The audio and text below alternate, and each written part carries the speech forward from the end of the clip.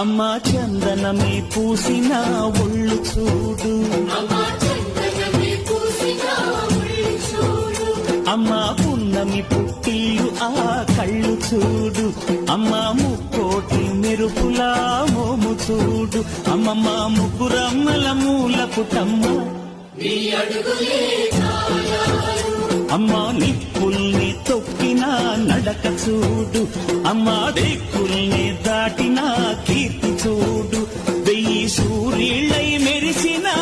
శక్తిని చూడు, మనుషుల్లో దేవుడి భక్తుని చూడు.